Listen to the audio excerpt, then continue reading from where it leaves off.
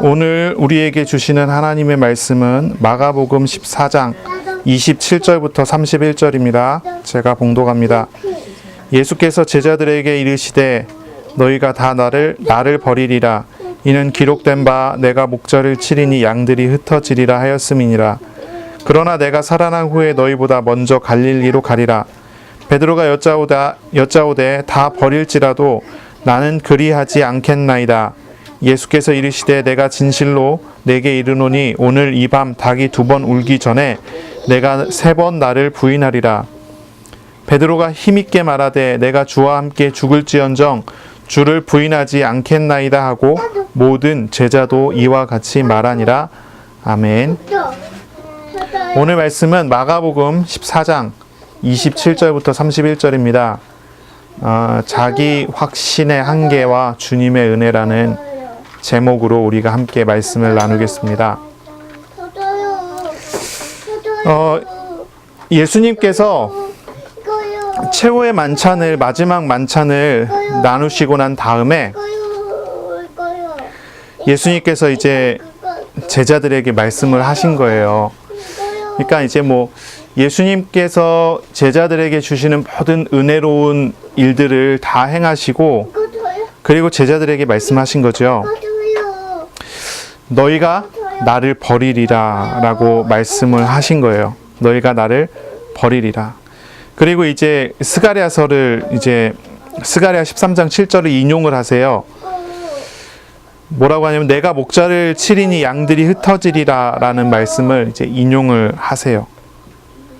그리고 말씀하시기를 내가 죽고 살아난 후에 너희보다 먼저 갈릴리로 갈 것이다. 갈릴리에서 만나게 될 것이다 라고 얘기를 하시는 거예요.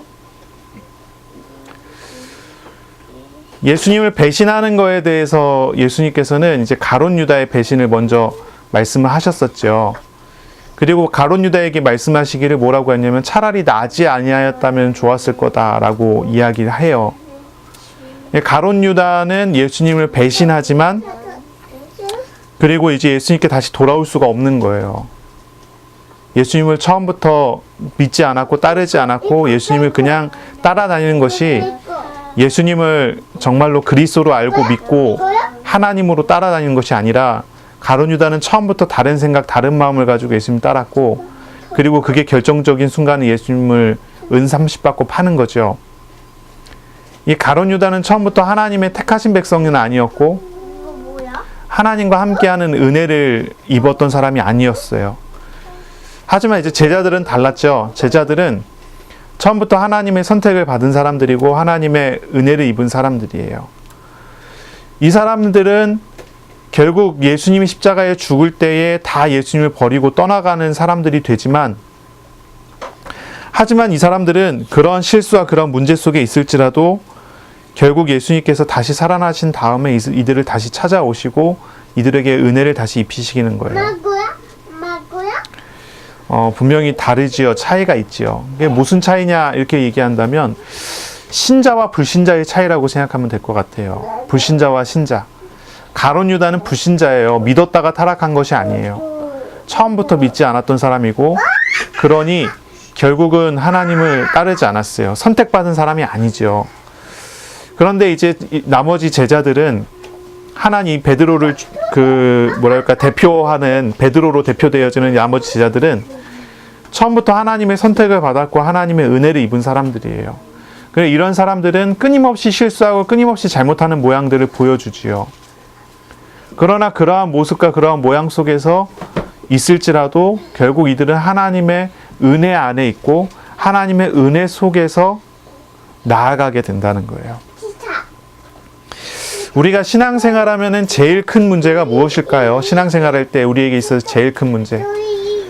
이런 것도 있고 저런 것도 있고 막 여러 가지 얘기를 많이 하지만 그런 것들은 사실 이제 현상적인 것들이 대부분이고요. 본질적인 문제를 우리가 얘기하면 죄라고 이야기를 할 수가 있어요. 죄의 문제가 우리에게 가장 큰 거예요.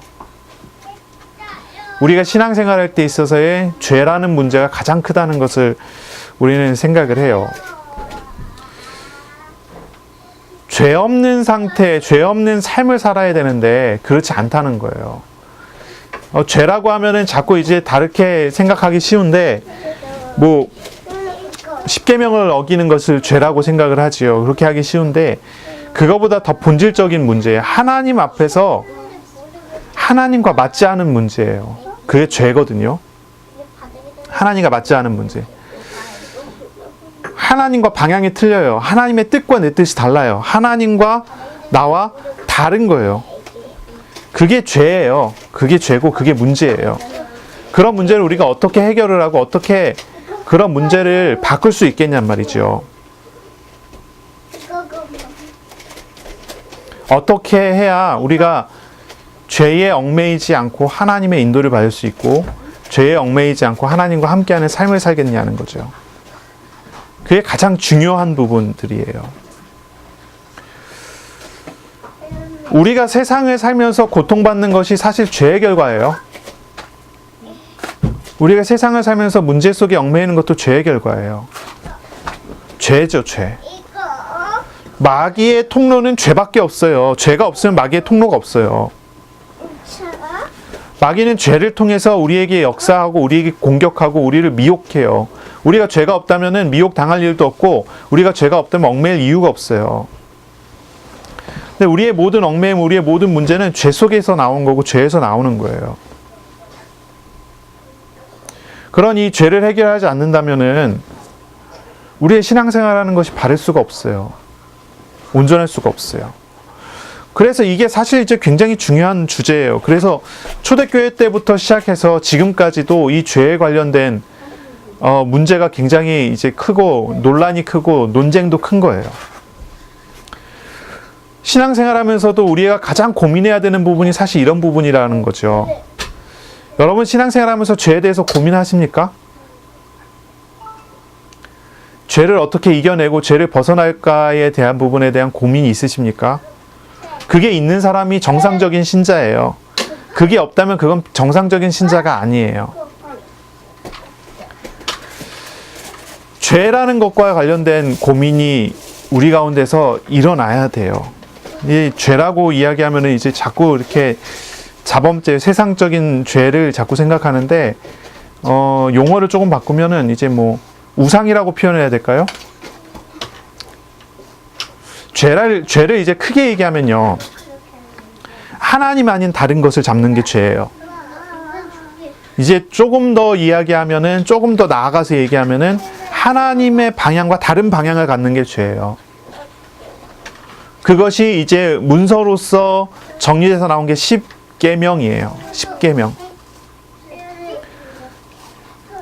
하나님은 가정을 세우길 원해요. 하나님은 가정이 온전하게 세워지길 원해요. 그게 내 부모를 공경하라. 그게 하나님의 뜻과 관련돼 있어요. 그것이 어겨지는 게 부모를 공경하지 않는 거예요.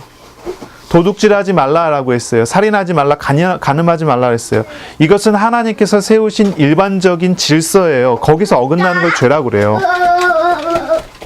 이게 이제 본질적으로 십계명의 앞부분에 가면은 하나님 외에 다른 신이라고 하는 얘기, 그렇죠? 우상을 섬기는 얘기, 안식일 지키지 않는 얘기, 그리고 하나님의 이름을 망령되이 부르는 이야기가 나와요.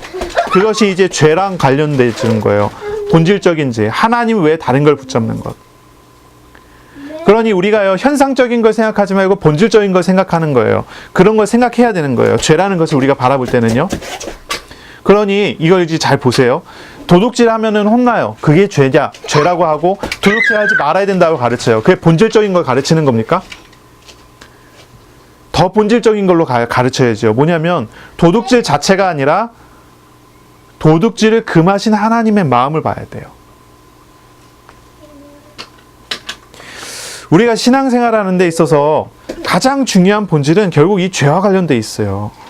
이 죄를 벗어나지 않으면 안 되는 거예요. 죄와 관련돼 있고 죄를 벗어나야 되고 이 모든 문제의 이제 뿌리가 되어 있는 부분들이기 때문에 이것에 대한 고민이 돼야 되고 이것에 대한 해석이 돼야 돼요. 마귀가 공격하고 있는 유일한 통로가 죄란 말이죠. 마귀가 공격하는 통로가 죄예요. 죄가 아니면은 마귀는 우리를 공격할 수가 없고 미혹할 수가 없어요. 그런데 참 문제는 뭐냐면 많은 기독교인들이 이 죄에 대해서 정말 무감각한 것이 문제예요. 죄에 대해서 무감각해요. 죄를 고민하지 않아요. 죄에 대해서 생각하지 않아요. 제가 아는 어떤 사람은요, 처음 예수를 믿고 하나님 앞에서 살게 됐을 때 죄에 대해서 부끄러워하고 죄를 질 때마다 돌이키려고 노력하기도 하고 그랬던 것 같아요. 그랬던 사람이 있어요. 그런데 이 사람이 죄를 벗어버리려고 노력해도 자꾸 실패해요. 죄가 벗어지지 않아요. 반복적으로 비슷한 죄를 계속 짓게 돼요. 이제 이 사람은 아니지만 또 다른 사람 예를 든다면은 이제 그런 거예요. 시험에 들어요. 우상으로 인해서 시험 들죠. 돈에 얽매인 사람은 돈 시험이 계속 오죠. 반복해서. 이게 마귀 통로이기도 하니까요. 처음에는 이제 시험이 올 때 거기서 이제 하나님을 바라보려고 노력을 하지만 반복적으로 계속해갖고 그런 부분에 시험이 계속 오니까 나중에는요, 이게 뭐라 그럴까요? 그냥 무감각해져 버려요. 그냥 하나님 찾지도 않아요. 그런 시험이 오니까. 그런 사람들이 있어요. 그러다가 이제 뭐 계속 시달리고 죄에 대해서 시달리고 벗어보려고 노력해도 안 되고 그러니까 나중에는 어떻게 하냐면 벗어버리려는 노력 자체를 하지 않고 핑곗거리를 찾아내요. 왜냐하면 성경이나 설교나 여러 가지 것들을 통해서 찾아내요. 뭐라고 하냐면 이렇게 하는 거예요. 이미 구원 받았는데, 법적으로 해방 받았는데 뭐가 문제냐? 죄가 있어도 괜찮다는 거예요. 죄에 대한 고민 자체를 아예 그냥 포기해 버리는 거죠. 죄에 대한 이제 생각 자체를 이제 내려놔 버리는 거예요. 죄나 우상이 있어도 구원받는 거에서는 상관없다 하면서 그냥 막 사는 거예요. 자기 마음대로 자기 멋대로 살아가 버리는 거예요. 그러면서 어떻게 하냐면 본질적인 신앙 자체가 이제 하나님과 상관없어져 가는 거예요. 죄는요, 하나님과 관계되어 있는 거예요. 죄는 하나님과 관계적인 부분이에요. 근데 죄에 대해서 무감각해져 버리는 것 자체가 하나님과 멀어지는 거예요. 돈에 얽매이는 것이 하나님을 믿는 거하고 뭔 상관이냐? 그렇지 않아요. 돈에 얽매이는다는 자체가 하나님보다 돈을 좋다는 하는 거예요. 근본적인 것에서 틀어지고 근본적인 것에서 이제 벗어나 버리는 거예요.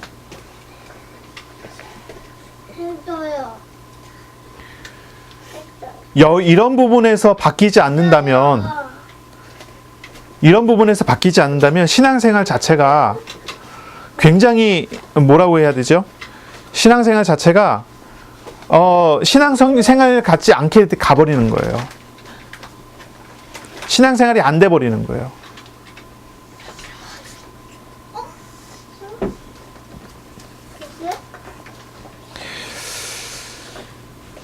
죄에 대해서 우리가 잘 이해를 해야 돼요. 우리가 원죄라고 하는 죄가 있습니다. 이 원죄는 뭐냐면 아담과 하와가 선악과를 따먹는 데서 온 문제지요. 하나님께서 주신 행위 언약이 있었는데 선악과를 먹지 말라고 했어요. 먹으면 죽는다고 했지요. 근데 그걸 먹어서 죽게 됐어요. 아담과 하와 그리고 그 후손까지 같이 죽게 됐어요. 유전적으로. 그리고 대표자이기 때문에 그 대표로 인하여서 우리가 이제 죄를 갖게 된 거죠. 이 죄에는 두 가지 결과를 얻게 됐어요. 첫째는 뭐냐면은 죄책이라는 거예요. 두 번째는 죄성이라는 거예요. 이 원죄의 결과는 두 가지로 와요. 죄책과 죄성. 죄책에는 죄의 책임이에요. 다른 말로. 죄에 대한 벌이 오는 거예요. 그 벌이라고 하는 거예요. 그래서 죽음이라는 것이 오는 거죠. 죄책이. 죽음과 심판이라는 게. 그리고 죄성이라는 게 와요. 이 죄성은 다시 말해서 이제 죄의 부패성이라고 하는데 우리가 많이 들었을 거예요. 전적 타락, 전적 부패 이런 얘기 많이 들었을 거예요. 전적 타락이 된 거예요. 죄를 짐으로 인해서 인간이 전체가 하나님과 단절되고 인간 전체가 타락돼서 부패해버리기 시작했어요. 오염돼 버렸어요. 죄에. 그래서 죄 없이는 이제 살 수 없는 상태가 돼요. 그래서 죄를 계속 짓게 되는 거예요. 오늘 아침에 우리 주일학교 하면서 잠깐 얘기했었던 부분들인데 다 들으셨죠?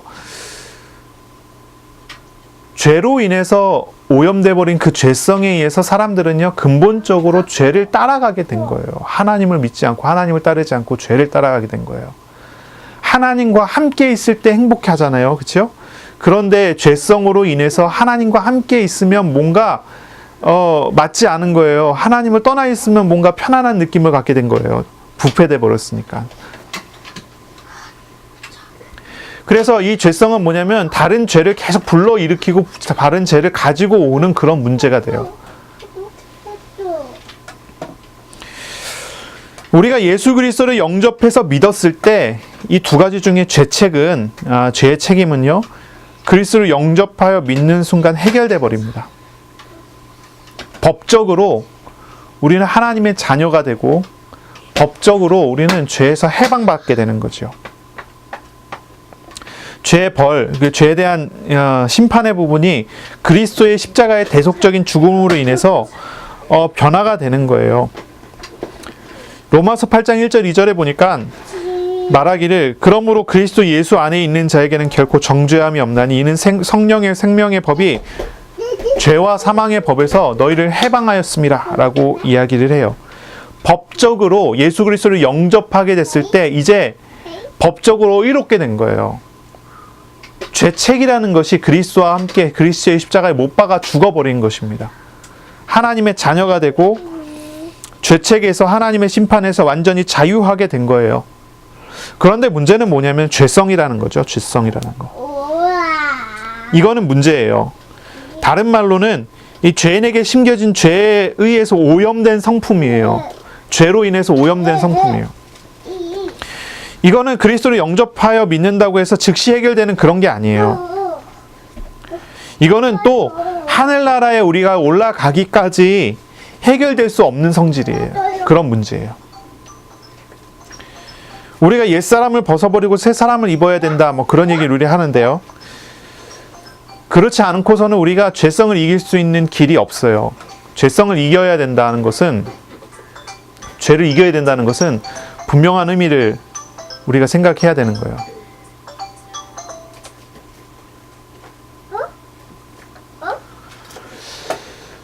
그리스도께서 제자들을 계속 데리고 다니시고 훈련을 시키셨어요. 그리고 제자들은요, 예수님을 따라다니면서 예수님께 많이 배웠어요. 그리스도께서는 제자들에게 뭘 가르치십니까? 이런 걸 가르치세요. 너희가 나를 따라오려면 자기를 부인하고 자기 십자가를 지고 나를 따라와야 된다. 예수님께서 우리 가르치셨던 부분들을 생각해야 돼요. 예수님은 제자들에게 가르쳐요. 자기 자신을 십자가에 내어주지 않으면 안 된다는 걸 얘기를 해요.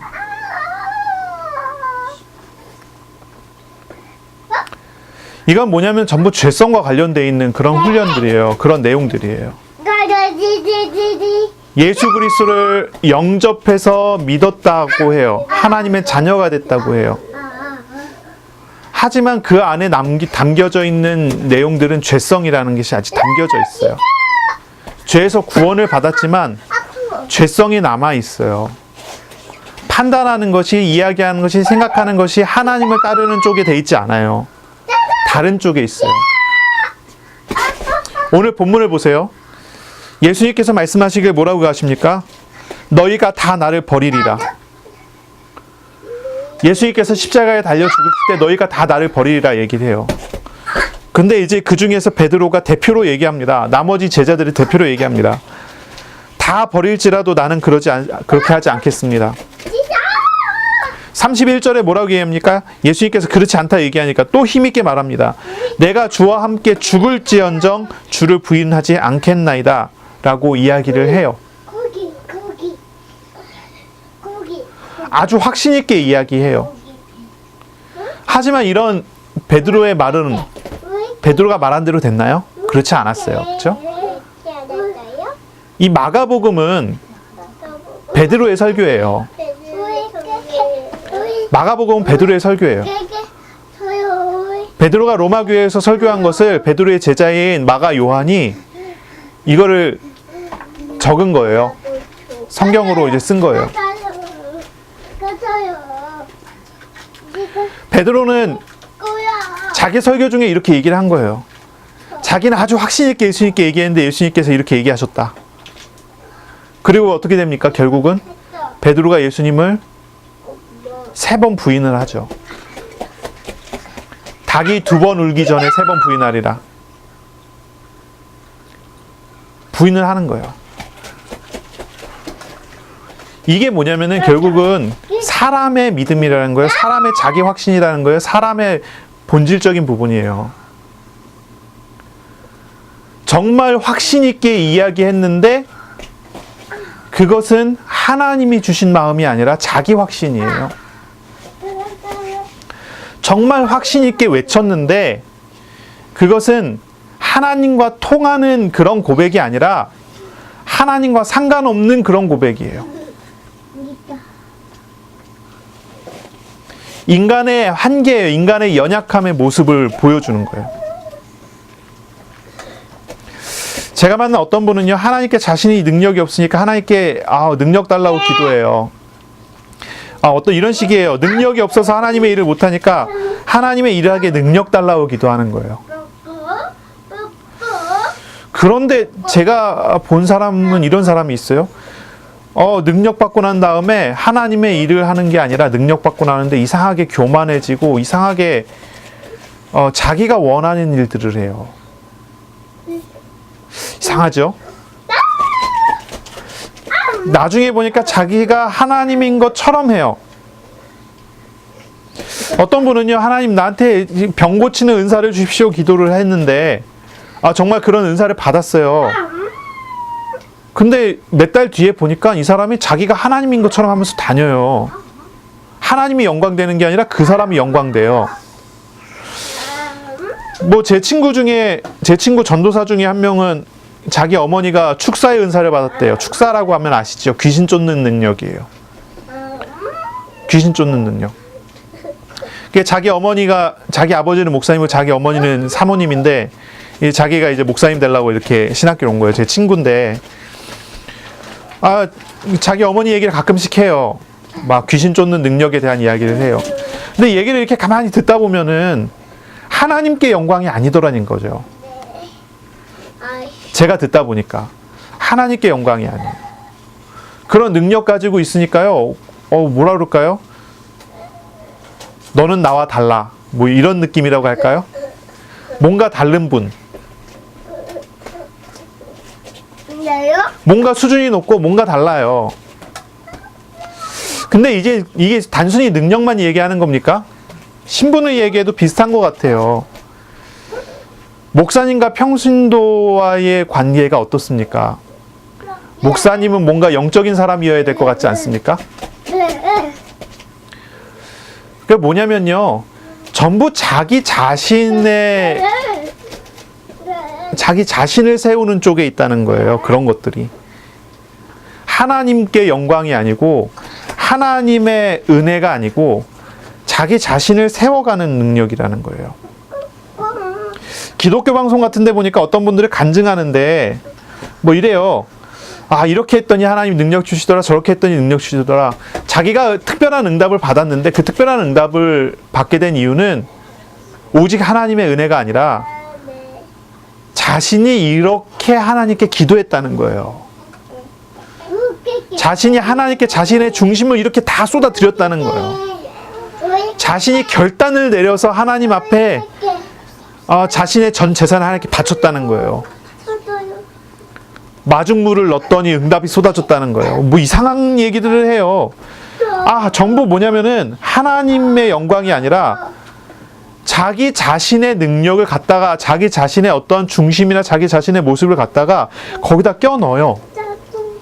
하나님께 영광이라고 겉으로는 하지만 실제로는 자신이 다 영광받는 쪽으로 가는 거예요. 아무리 봐도 하나님께 영광되지 않아요. 자기 자신이 영광돼요. 사람들이 기도를 많이 하는데 기도 내용이 뭐냐? 자기 자신을 세우는 기도를 하지, 자기 자신을 내려놓고 자기 자신을 죽이고 십자가를 지게 하고 하나님만, 그리스도만 영광되게 하는 그런 기도를 하는 사람이 별로 없어요.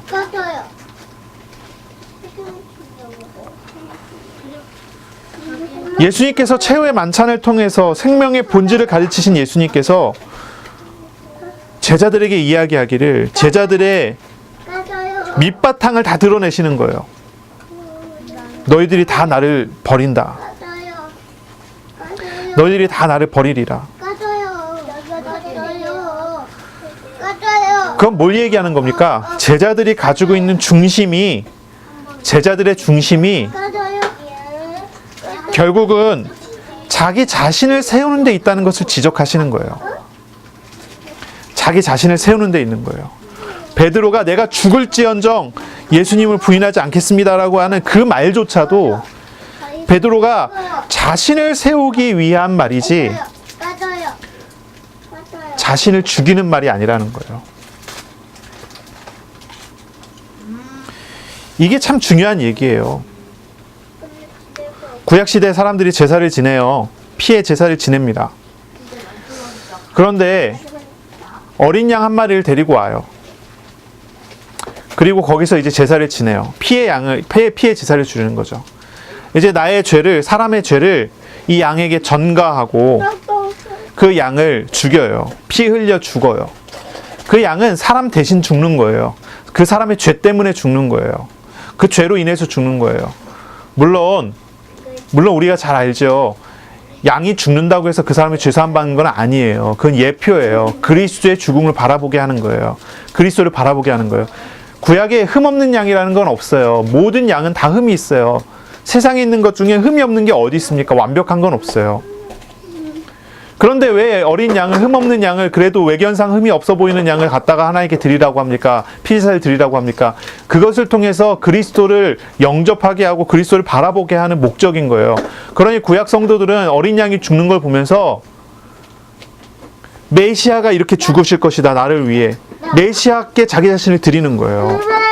양이 죽을 때, 양이 죽는 그 죽음을 보면서 죄에 대해서 자기 자신이 양과 함께 죽는 거예요. 그러므로 인해서 죄사함의 선언이 선포가 되어주는 거죠. 그런데 이 구약의 이런 제사를 사람들은 어떻게 지냅니까? 대부분은요? 대부분이라고 하기는 그렇고요. 많은 사람들이 어떻게 제사를 지냈냐면은 거꾸로 지냈어요. 내가 죄를 졌어요. 죄사함을 받아야 되겠어요. 그럼 어떻게 해요? 내가 살아야 되잖아요. 내가 살기 위해서 내 죄를 뒤집어 쓴 양을 죽이는 거예요. 예레미야에서 그랬습니까? 뭐라고 합니까? 그게 그 당시에 이루어지고 있었던 모든 제사의 형태라는 거예요. 양이 죽을 때 양과 함께 내가 죄에 대해서 죽는 것이 아니라 양을 잡을 때 양을 죽임으로써 양을 죽이는 죄를 더 한다고 얘기를 해요. 그러니 살인을 더 살인하는 죄를 범하는 것이지 그 죄사함을 받는 게 아니에요. 그게 이제 그 당시에 대다수가 아니 거의 다라고 하는 얘기는 그런 사람이 그래도 그 안에 제대로 제사를 지낸 사람이 그 안에 그래도 한두 명은 있었을지도 모른다는 얘기예요. 그런 제사가 지내지고 있는 그런 시대. 그 시대에 비해서 지금하고 우리가 비교했을 때 얼마나 달라지나요? 사람들은 지금도 예배를 드립니다. 누구의 이름으로 드립니까? 그래요. 예수님의 이름으로 예배를 드려요. 우리가 기도를 해요. 예수님의 이름으로 기도를 해요. 예수님의 십자가의 대속적인 죽음과 예수님의 부활하신 은혜를 기억하며 우리는 기도를 해요. 원래 우리의 기도는 하나님께 드려지지 않습니다. 그런데 예수님을 통해서 드려집니다. 예수님의 십자가 통해서 드려집니다. 죄인의 말이 하나님께 갑니까? 그러나 예수님으로 인해서 우리는 하나님께 말할 수가 있어요. 우리의 말은, 우리가 이야기하는 말은 예수님의 이름을 통해서 드려지는 거예요. 그 예수님께서 중보자 되셨다는 것이 그런 거예요. 그런데 보세요. 사람들이 예수님의 이름을 어떻게 사용합니까? 내가 살기 위해서 예수님의 이름을 사용해서 기도합니까? 예배를 드립니까? 아니면 내가 죽기 위해서 예수님의 이름을 사용합니까?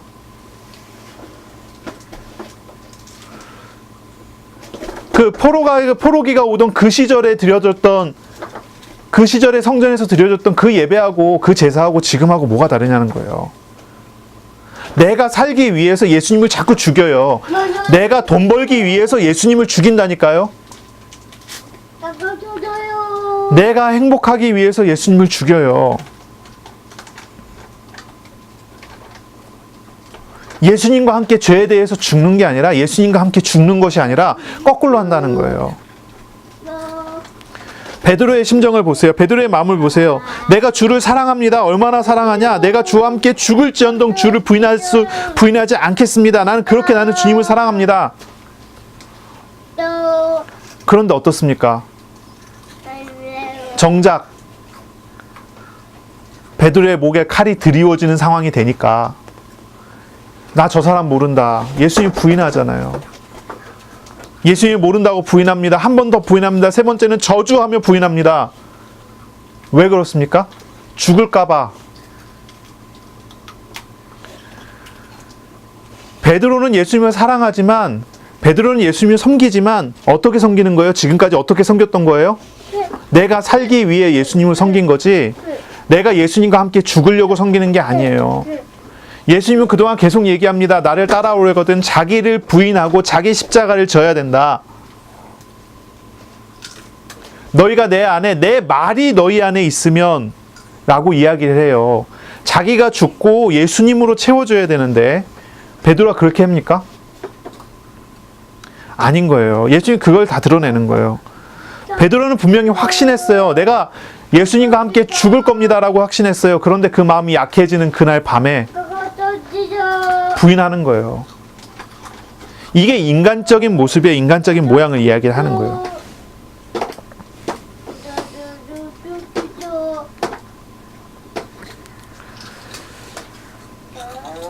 집을 질 때는요, 모래 위에 지면 안 돼요. 그쵸? 모래 위에 집을 지면 어떻게 되죠? 집이 무너지겠죠. 그쵸? 지금 이제 건축을 하잖아요. 뭐 빌라를 짓고 아파트를 짓고 그러는데, 그거를 이제 땅속 깊숙이 있는 큰 이제 바위라고 해야 되나요? 반석이라고 해야 되겠죠. 안반 위에 정확하게 뿌리를 내리고 기초를 두고 건물을 져야지 건물이 멀쩡하게 서 있죠. 근데 얼마 전이죠? 몇 개월 전인가요? 몇 년 전인가요? 중국에서도 그랬고 우리나라에서도 그랬죠. 기초를 제대로 두지 않고 건물을 지니까 건물이 어떻게 돼요? 이렇게 기울어져 갖고 난리가 났죠. 모래 위에 집을 지면 집이 무너져요. 반석 위에 집을 져야 돼요. 반석 위에. 보세요. 죄성에 물들어 있는 자기 자신 위에 무언가를 쌓으면 어떻게 됩니까? 그게 모래 위에 집을 짓는 거예요.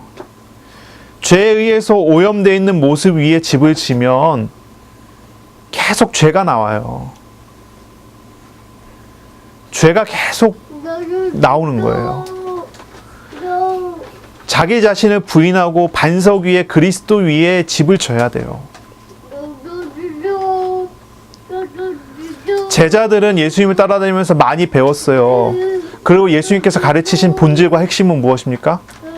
너희는 죄인이기 때문에 자기를 부인하고 나를 따라와야 된다라고 가르친 거예요. 하나님의 나라를 설명하시는데 그 하나님의 나라는 베드로가 한 그 신앙 고백 위에 세워져요. 그리스도 위에 세워져요. 자기를 부인해야 세워지는 것이 하나님의 나라예요. 회개해야 돼요.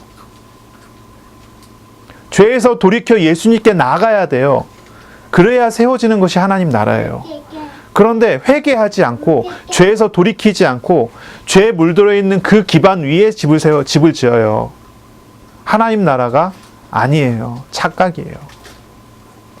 예수님 제자들 데리고 다니면서 그걸 계속 가르쳤어요. 처음부터 끝까지 계속 그걸 가르쳤어요. 근데 마지막까지 제자들은 잘 몰라요.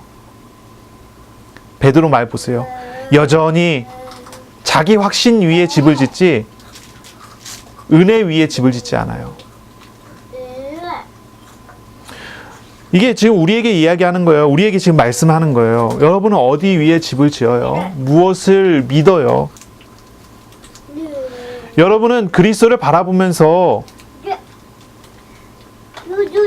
기도할 때마다 여러분은 그리스도와 함께 죽고 함께 사는 그런 삶을 사시냔 말이죠. 말이 너무 어렵죠. 이제 표현을 좀 쉽게 하고 싶은데 이게 잘 쉽지가 않네요.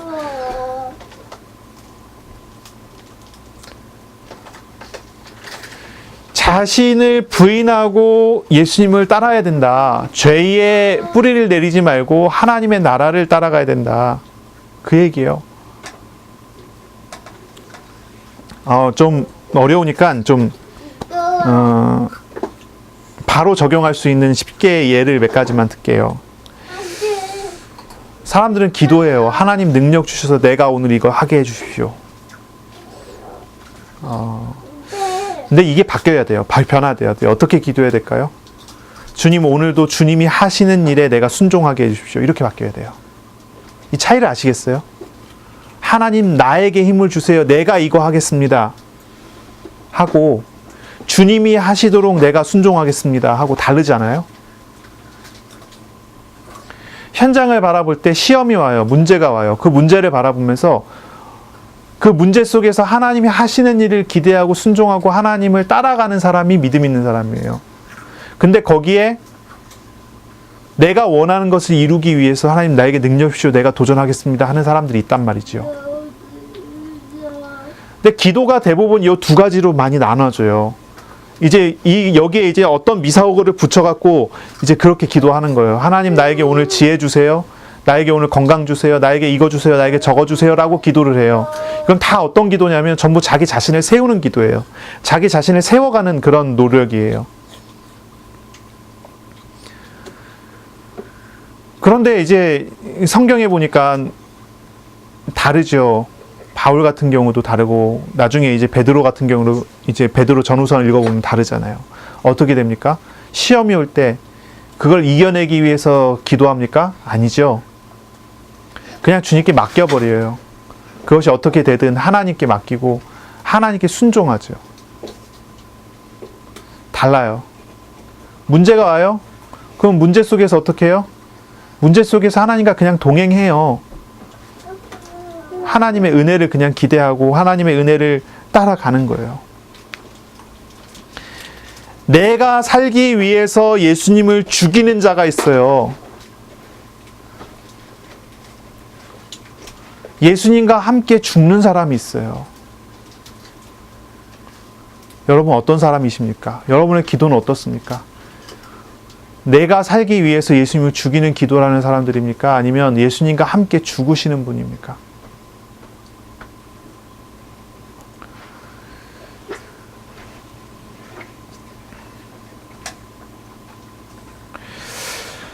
이것을 우리는 생각해야 되고 이것을 우리가 고민을 해야 돼요. 우리가 능력을 받아야 되는 게 아닙니다. 능력에 주님께서 동행하시는 그런 삶을 살아야 되는 거예요. 그게 달라요. 신유 은사 받은 사람 봤어요. 막 병고침 기도하고 병이 떠나고 막 이런 기적들을 체험해요. 근데 그 사람에 담겨져 있는 것은 하나님의 능력을 받은 내가 담겨져 있어요. 하나님의 능력을 받은 나. 그러니 결국은 나가 드러나고 내가 영광받아요. 하나님의 자리를 그 사람이 차지하는 거예요. 근데 진짜 신앙생활은 그런 게 아니거든요. 능력이 많으신 하나님께서 나와 함께 하세요. 나는 주님의 순종할 뿐이에요. 주님을 따라갈 뿐이에요. 나를 통해 하나님의 일을 하시는 거지 하나님의 은혜를 받은 내가 살아가는 게 아니에요. 나중에는 시간 지나서 보면요. 좀 다른 사람, 다른 교회 얘기해서 좀 죄송합니다. 복정에서 서울에서 이제 성남 들어올 때 복정 지나오면 큰 교회가 하나 있어요. 그 교회가 지금은 이제 담임 목사님이 바뀌고 난 다음에 좀 많이 안정이 됐는데 그 전에 하더라도 그 교회 같은 경우는 굉장히 문제가 심각했어요. 뭐냐면 그런 은사 받으신 분들을 중심으로 교회가 세워졌거든요. 그 은사 받으신 분들 중심으로. 그러니까 어떤 식이냐면 신유 은사 받으신 권사님이 한 명 있어요. 이 권사님 따라 붙는 사람들이 수십 명 있어요. 그런 사람들을 모아갖고 교회가 됐어요. 교회가 부흥을 했어요. 막 기적도 있고 능력도 있고 그러니까 교회가 금방 부흥을 하죠. 교회가 커졌어요. 그러다가 이제 교회 건축한다고 해갖고 성남에 땅을 사갖고 교회를 건축하기 시작했는데 IMF가 딱 터지니까 건축회사가 부도를 맞았어요. 그러니까 이제 건물을 짓던 중에 부도를 맞았으니 어떻게 돼요?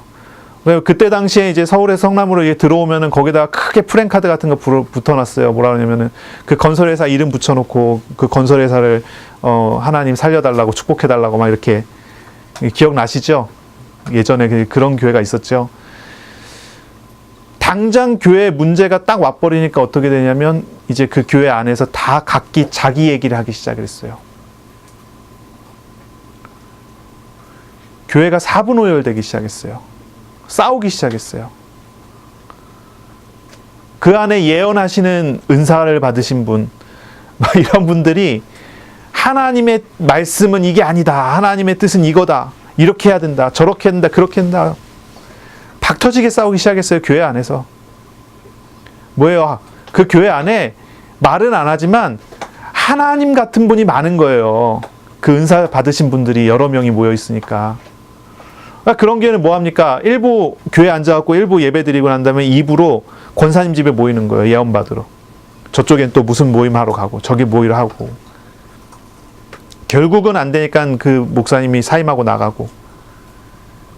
교회는 어려워져 있는 상태에서. 그 뒤에 이제 오신 분이 얼마나 이렇게 잘하셨는지 모르겠지만 교회가 안정이 되고 이렇게 많이 변화가 됐죠. 지금 예를 한 가지 든 거예요. 자기 자신을 세우는 신앙생활을 하는 사람은요, 시간이 가면 갈수록 이렇게 표현하면 어떨까요? 교만해요. 교만해져 가요. 시간이 가면 갈수록 뭐 하냐면 수준이 높다고 할까요? 수준 낮은 사람을 가르치려고 하죠. 신앙생활 자체가 뭔가 이제 달라지는 거예요.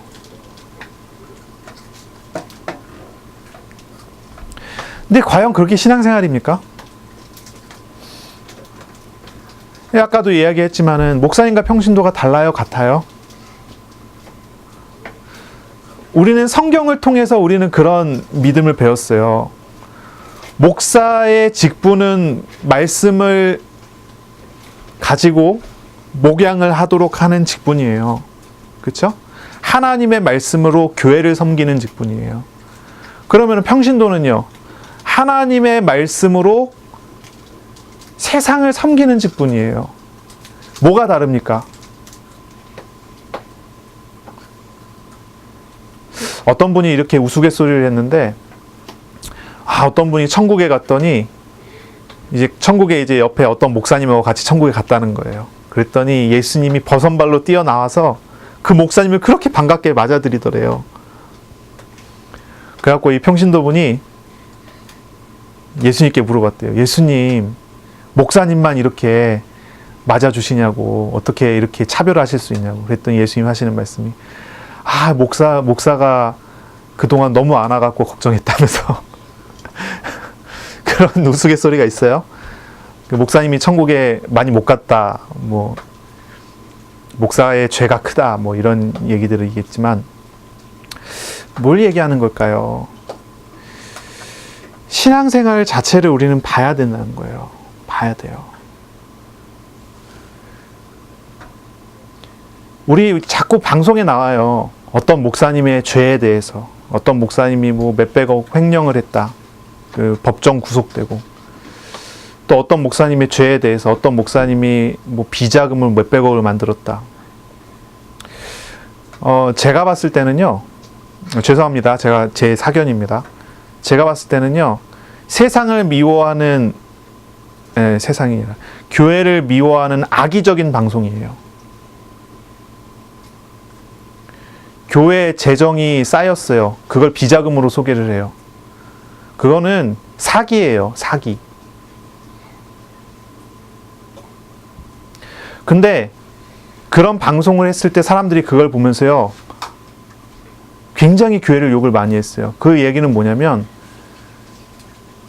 세상 사람들이 교회를 볼 때 교회의 목사의 죄, 교회의 문제에 대해서 인식을 어느 정도 하고 있다는 얘기예요. 사기를 쳤지만 그게 통하는 이유가 있다는 얘기죠. 우리 교회 재정이 얼마 있어요, 통장에. 그 교회 재정이 통장에 쌓여 있는 걸 이렇게 소개를 하면서 이것이 목사의 비자금이다, 이렇게 소개를 해요. 그럼 맞아요, 틀려요? 틀리죠. 사기잖아요. 사기치는 거잖아요. 교회 미워하도록 만드는 거잖아요. 근데 그런 방송을 해놓고서 자기네들은 떳떳하다는 듯이 배를 딱 내밀고 뭐라고 하냐면 더 심각한 게 있지만 지금 소개 안 했습니다. 이런 식으로 얘기를 해요. 아주 악한 심성을 가지고 아주 악하게 얘기하는 거예요. 근데 그게 통해요. 말하는 게.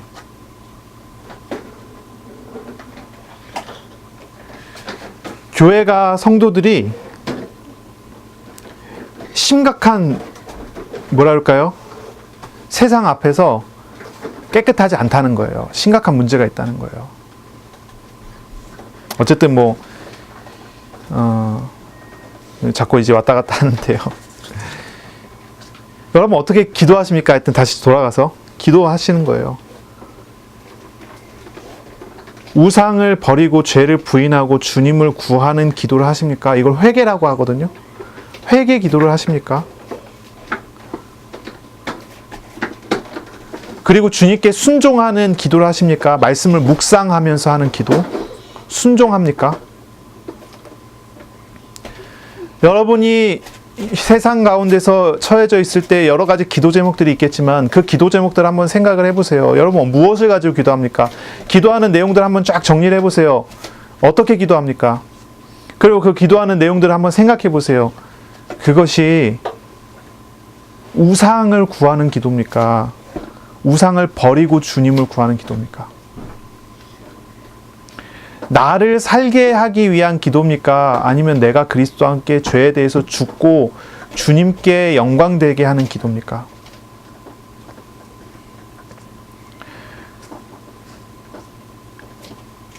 이게 굉장히 중요해요. 내가 사는 것은 잠시간의 즐거움이에요. 내가 살게 하는 것은요. 그리고요, 그 이후에는 뭐가 오죠? 빼앗기고 죽게 되고 멸망하게 돼요. 이게 마귀의 통로예요. 우상을 만들어 놓고 세워가는 거예요. 우리 주님께서 사시도록 하면은 내가 죽게 되면 어떻습니까? 생명을 얻게 되고 더 풍성하게 얻게 돼요. 하나님의 영광이 그 안에서 풍성하게 일어나요. 우리 자신이 그 안에서 생명으로 살게 돼요. 광야에서 이스라엘이 만나 메추라를 먹고 사는데요. 어떤 사람들은 그걸 먹고 살면서 불평과 불만과 고민과 갈등과 이런 것들이 가득해요. 광야에서 다 죽어요. 얻었지만 기쁘지 않고 그래요. 자기 거라 하지만 그게 진짜 자기 겁니까? 아니잖아요. 다 빼앗기잖아요. 결국 빼앗길 거를. 그런데 그 안에 살았던 광야에서 태어났었던 사람들, 믿음을 배운 사람들, 이제 모세나 여호수아, 갈렙 같은 사람들은 어떻습니까? 광야에서 만나 메추라를 먹으면서 생명을 얻고 그 생명이 더 풍성해지는 거 있지요. 오고 갈 때마다 하나님의 도우심과 하나님의 은혜와 하나님의 주시는 축복을 누려요. 그 안에서 깊은 은혜를 누려요. 제가 행복이라는 단어를 이제 예전에 이제 많이 썼어요. 전도할 때마다. 행복하십니까? 예수 믿고 행복해야 된다.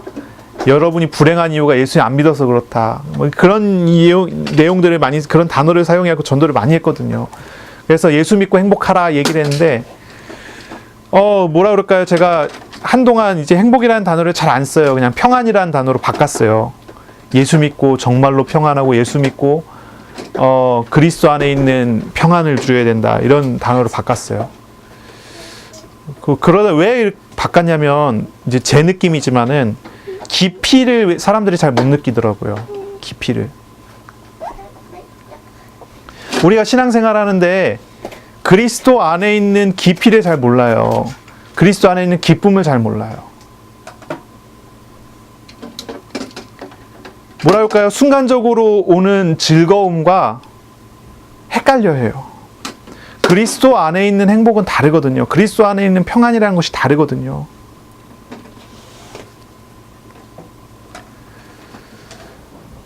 단지 한 가지만을 봐도 그 속에 담겨져 있는 그런 내용이 다르거든요. 그러니까 광야에서 이스라엘 백성들은 표면적인 즐거움을 따라다녔어요. 다 광야에서 죽었어요. 그것조차 다 빼앗기고. 근데 보세요. 모세나 여호수아나 갈렙 같은 사람도 어떻습니까? 그 안에서 하나님과 훨씬 더 친밀해지고 그 안에서 하나님의 준비하시고 은혜 주시고 인도하시는 응답을 누리면서 살아가요. 때에 따라 돕는 은혜가 있고요.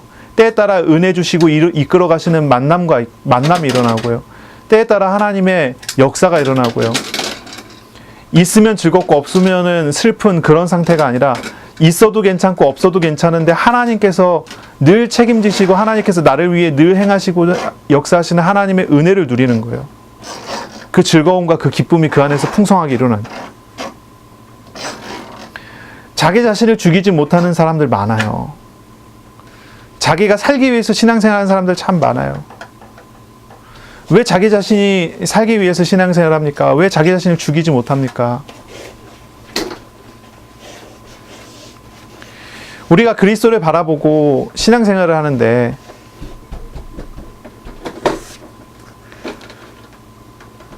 결국 그 죄라는 것 때문이죠. 어쨌든 이제 정리를 해야 되겠어요. 유다의 배신도 예수님께서 예고하셨어요. 베드로의 배반도 예수님께서 예언하셨어요. 하지만 유다는 차라리 나지 않았다면 좋을 뻔했다고 말씀하셨지만 베드로한테는 다시 갈릴리에서 만날 것을 말씀하세요. 우리 주님을 사랑하시는 제자들을 위해서 돌보시고 일하세요. 그 사람들의 한계를 지적했지만 그들을 오래 참고 도우시면서 결국 다 내려놓고 주님을 따라오게 해요. 베드로가 결국은 이제 갈릴리에서 예수님 만나게 됐을 때 이야기죠. 예수님을 3번 부인하고 저주하고 부인하고 그리고 난 다음에 부활하신 예수님을 베드로가 한번 만났지만 그 자리를 떠나서 갈릴리로 다시 돌아가요. 버려뒀던 배를 다시 찾았어요.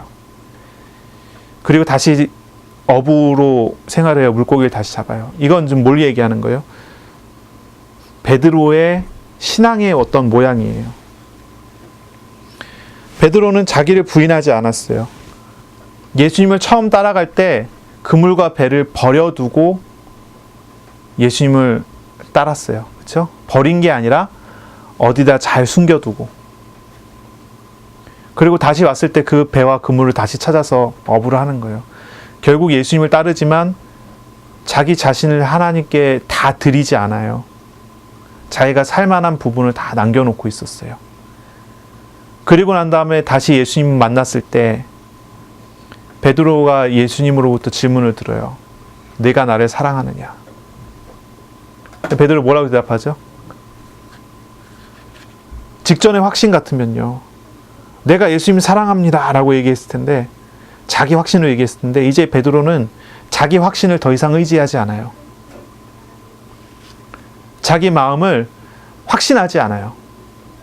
이렇게 얘기해요. 내가 주를 사랑하는 줄 주께서 아시나이다. 나는 모르지만 주님은 아십니다. 라고 얘기를 하는 거예요. 그걸 3번 물으세요. 베드로가 예수님을 3번 부인했거든요. 근데 하나님 은혜예요. 예수님께서 베드로에게 3번 물으세요. 그것에 대한 그 부인한 것에 대한 그것에 대한 다른 말 하지 않겠다는 거예요. 그것을 묻지 않겠다는 거예요. 난 저 사람 모른다라고 부인했잖아요. 근데 그것에 대한 예수님의 대답이에요. 너가 나를 사랑하느냐라고 하는 거예요. 베드로는 예수님을 모른다고 마지막엔 저주하면서 모른다 했어요. 그런데 예수님께서는 베드로에게 사랑하냐고 물어봤어요. 불과 며칠 사이예요. 저주하면서 부인했을 때로부터 불과 며칠 사이예요.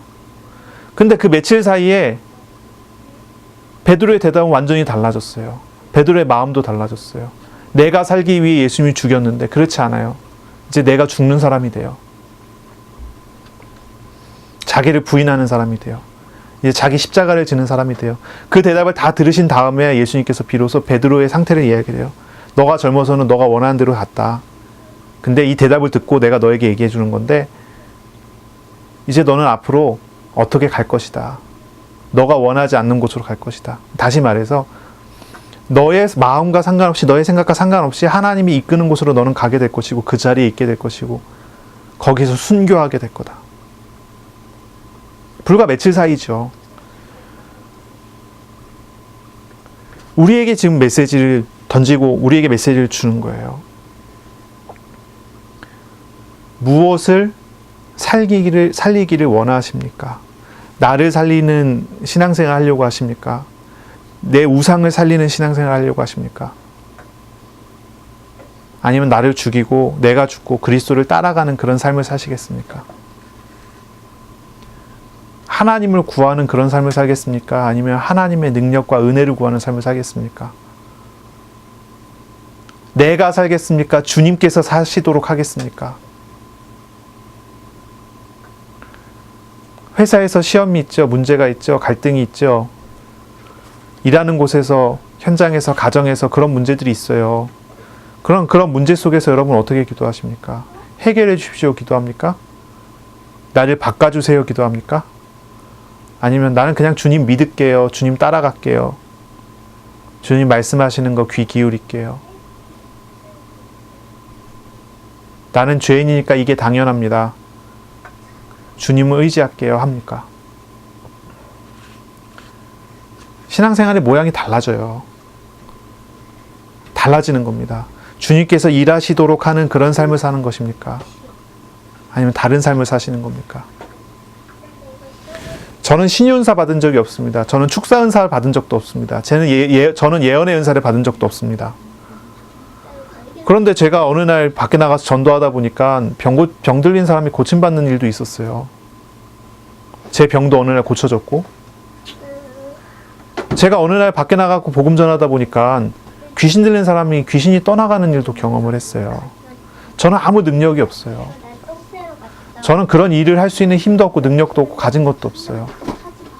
저는 아무 능력도 없지만 말씀 전하다가 몇 마디 한 건데, 저도 모르게 이야기한 건데 그게 그대로 성취되어지고 이루어지는 현장을 많이 봤어요. 저는 예언의 은사를 받은 적이 없어요. 저는 아무것도 아니에요. 근데 하나님께서는요, 하나님이셔요. 여러분의 삶에 하나님이 일하십니까? 하나님이 예정하시고 작정하신 일이 여러분의 삶에 일어나는 것이 사실입니까? 그것을 여러분이 짊어질 수 있습니까? 그것을 다 짊어지신 예수님이 우리와 함께 하신다고 하는 거 아닙니까?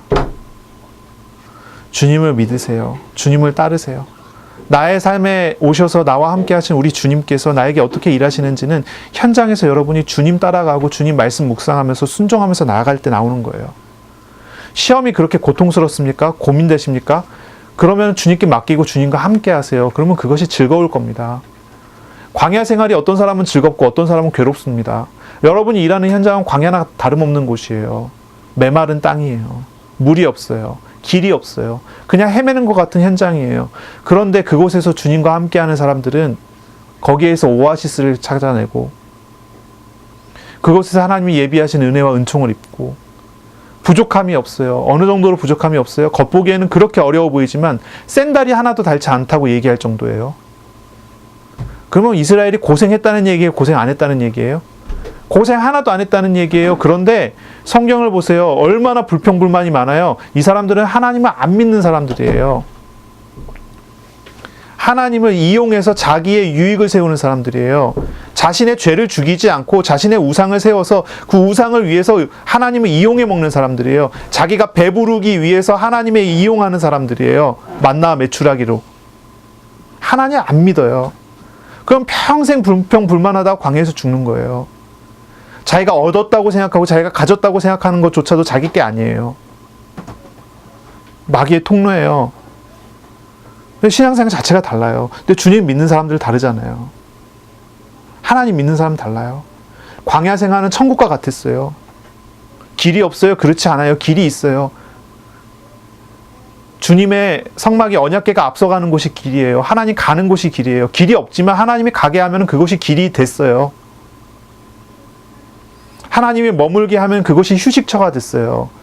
광야 한가운데라도 풀 한 폭이 없는 그런 땅이라도 성막이 머무르면 그것이 오아시스였어요. 반석에서 물이 나왔어요. 거기서 먹고 마셨어요. 만나 매출하게 먹었어요.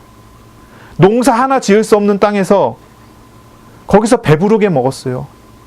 하나님이 한 번은 고기 달라고 그렇게 난리치니까 하나님께서 고기를 주셨죠. 매출하게 주셨죠. 어느 정도 주셨을까요? 이빨 사이에 고기가 껴서 냄새가 날 정도로. 하나님이 함께하는 게 어떤 건지 아십니까? 여러분에게 있어 진짜 문제가 뭡니까? 저와 여러분에게 있어 진짜 문제가 뭡니까? 저 자신을 제가 돌이켜볼 때 내게 있는 진짜 문제가 무엇일까? 고민해봤어요. 고민했으니까 이제 설교가 되는 거죠. 진짜 고민을 해요. 이게 내 죄구나 생각해요. 이게 내 죄구나. 우상이에요. 죄예요. 이게 진짜 문제예요. 하나님을 섬기려 하지 않고 내가 세워지려고 그래요. 세상을 보면서 하나님이 싸우시는데 내가 따라가야 되는데 세상을 보면서 하나님은 저리 치워버리고 내가 싸우려고 해요. 이게 다 무슨 문제예요? 내 안에 있는 죄성이에요. 죄의 성질이에요. 우리가 가만히 있으면 하나님 따를 것 같아요? 죄 따를 것 같아요? 아니, 이렇게 얘기하면 어떨까요? 한 평생을 목회를 하고 하나님 말씀을 전하고 평생 하나님과 동행한 사람이 나이 들어갖고 은퇴하고 이제 죽을 때가 됐어요. 그 사람이 가만히 있으면은 하나님을 따를까요? 우상을 따를까요? 우상을 따른다고 그래요. 그게 죄성이에요. 그게 죄의 문제예요. 그래서 청교도 같은 경우는 죄 죽이기라고 하는 그런 단어를 썼어요. 죄를 죽이지 않으면 안 된대요. 왜냐하면 인간의 본성 자체가 죄에 물들어 있어요. 오염되어 있기 때문에 육신을 떠나기 전까지는 우리의 지정의가 전부 죄에 물들어 있기 때문에 당연히 죄를 따라가고자 하는 습성을 가지고 있다고 그래요. 그러니 죄를 죽여야 된다고 그래요. 어떻게 해야 된다고 그러죠? 죄를 어떻게 죽여야 된다고 그러죠? 그동안 계속 들어오셨잖아요. 주님을 바라보고 주님을 구하고 주님을 알고 주님의 은혜를 입고 주님으로 인하여 바뀌어진 실상을 보고 죄가 있지만 죄와 상관없는 상태라는 것을 깨달아가고 알아가고 물론 이걸 이제 전부 다 설명할 수는 없지만 이제 일부분만 얘기를 하는 거예요. 죄 죽이기라는 거 일부분만 얘기하는 거예요. 그러니 뭐예요? 은혜 입고 살아가지 않는다면 아무것도 안 되는 거예요. 은혜 속에서 발견되지 않으면 아무것도 안 되는 거예요. 저와 여러분의 진짜 문제가 뭐예요? 왜 회사에서 이렇게 시달립니까? 왜 가정에서 이렇게 시달립니까? 사람 만날 때마다 왜 그렇게 신경전 버리고 이렇게 고민하고 갈등하고 그럽니까? 그것이 내가 살아서 그래요. 자기를 부인하지 않고 주님을 구하지 않고 주님이 하시고자 하는 일을 보지 않고 바로 보세요. 주님을 아세요. 우리가 이렇게 연약하고 이렇게 부족할지라도 우리는 유다 같은 사람이 아니잖아요. 그렇죠? 근데 뭐 있어? 우리는 주님의 은혜를 입은 사람들이에요. 우리가 이렇게 되어질지라도 결국 우리는 하나님께서 오래 참고 기다리시면서 변화시키시겠죠. 우리를 세워가시겠죠. 하나님의 사랑을 따라 우리는 부름을 받았고 그 사랑으로 우리는 세움을 받았어요. 여러분 기도하세요. 진짜 기도하시기 바랍니다. 회개하시는 기도를 하세요. 죄와 우상 모든 것들을 주님 앞에 다 내려놓고 주님께로 돌아가요. 주님을 구하세요. 주님을 찾으세요. 그리고 현장에서 주님의 말씀을 묵상하고 말씀에 순종하고 말씀하시는 하나님과 동행하는 그런 현장을 살으세요. 그런 은혜를 누리시고 인도받으시기를 바랍니다. 아멘. 기도하겠습니다. 하나님, 오늘도 우리 육신적 한계를 말씀을 통해 지적하시고 오직 주님의 은혜를 따라가는 그런 말씀으로 인도하시니 감사합니다. 주님, 우리가 그리스도와 함께 십자가에 죽고 그리스도와 함께 다시 사는 그런 삶을 회복하게 하여 주옵소서. 가정에서, 회사에서, 자녀들과 관계 속에서, 현장의 사람들과의 만남 속에서 오직 주님께서 우리의 삶에 주관하시고 역사하시고 일하시는 그 실상을 볼 수 있도록 은혜 내려 주옵소서. 감사합니다. 예수님의 이름으로 기도합니다. 아멘.